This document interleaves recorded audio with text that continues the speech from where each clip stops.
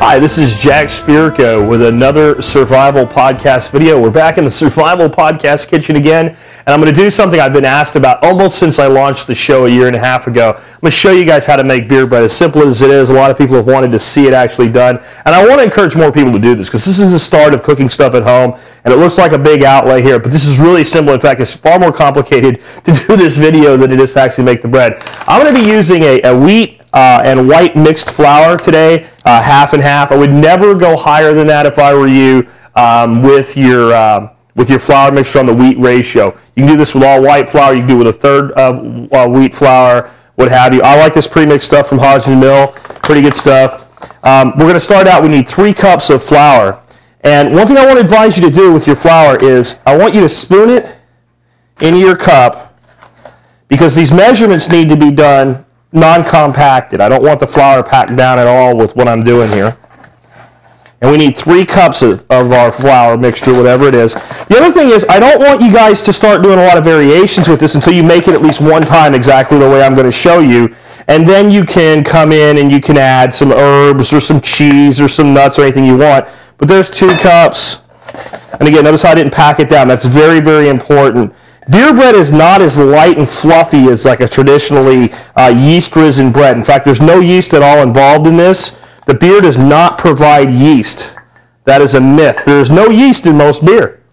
Not live anymore anyway. It's either been cold filtered. In the case of Miller Genuine Draft, they filter it out. Or most beers, they actually pasteurize it. So I've got my 3 cups of flour now. What I'm going to do is I'm going to sift that flour through a flour sifter.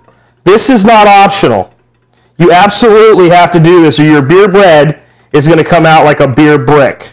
No 2 ways about it, folks. It absolutely has got to be sifted. These things are pretty inexpensive. You can get them at Walmart. And you can see the way the flour comes out of there. It's just so much more fine, and it's going to allow the flour to raise up nicely for us. Some of the wheat flour in this mix is a little bit thick. I may have to give up on getting the last little bit of it through the sifter. But overall, we've got a nice sifted mix now. So that's the main ingredient, just simply flour. We also need a 1/4 cup of sugar. I've pre-measured that. I don't think you need me to show you how to measure sugar, but again, it's 1/4 cup. We also need 1 tablespoon of salt. I'm using sea salt. It doesn't matter what kind of salt you use. You can use table salt, Morton stuff, whatever you want. I just like to use sea salt when I cook. Most important ingredient, baking powder. It's got to be good, fresh baking powder. This is what's creating all of the rise. And we need 3 teaspoons of baking powder, not tablespoons.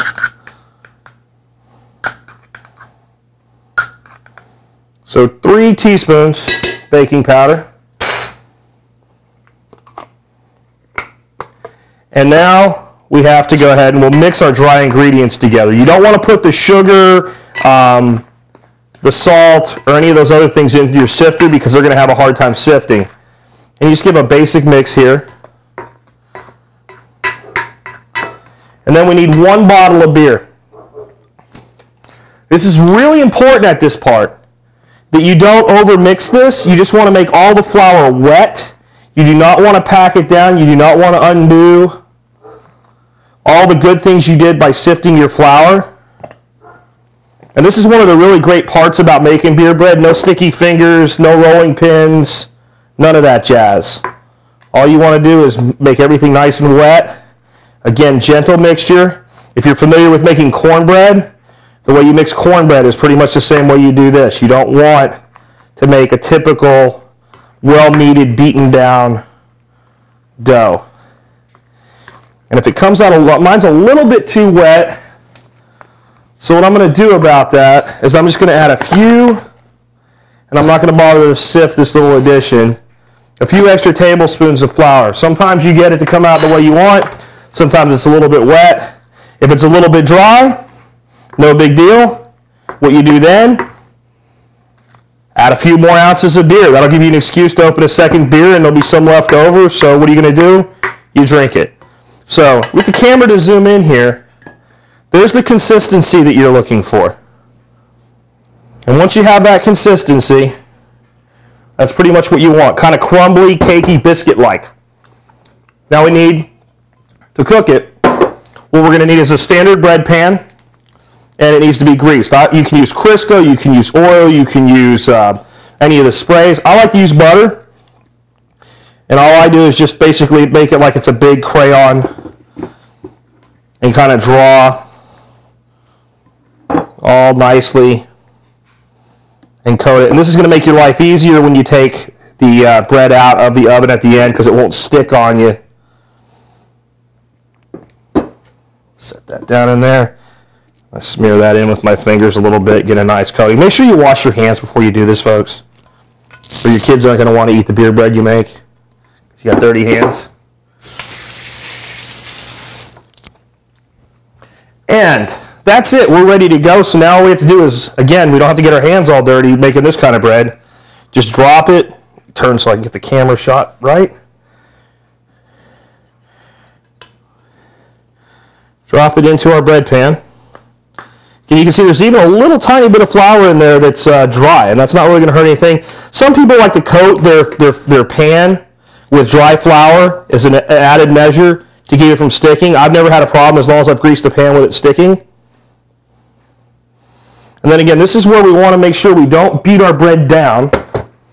We don't want to push it down. We just want to kind of evenly disperse it in the pan. And that's what it should look like when you put it in. It'll rise up about here. I'm going to go ahead and drop it in the oven, 375 degrees for an hour. And when we bring it out, it'll be nicely risen. Now again, I want to tell you what makes it rise. The beer interacting with the baking powder. If you do not have fresh baking powder, you're not going to get good results. Those of you who don't drink alcohol, if you want to make beer bread often, go buy a 6-pack of beer and use it. By the time you cook it for an hour, the alcohol's gone. If you insist on not using beer, you can use something like seltzer water. It'll pretty much work the same way, but beer will get it a better flavor. One more piece of advice. You know what, guys? I forgot something. I'm not even going to edit it out. 1 cup of butter poured on top. That is the coup de grace. And that cup of butter is a melted half stick. I did it in the microwave. You can do it in a pan. That just makes the top beautiful. So everybody makes mistakes. As I was saying, on the beer, no Samuel Adams, nothing with a real high hop character. Anything with a real high hop character, it's too strong. It comes through the bread too much. So we'll go with your lighter beers. And some of the seasonal ales and things like that work really well as well. But overall, kind of like a Budweiser or Miller will be your best bet. We'll be back in about an hour to show you what it looks like coming out of the oven.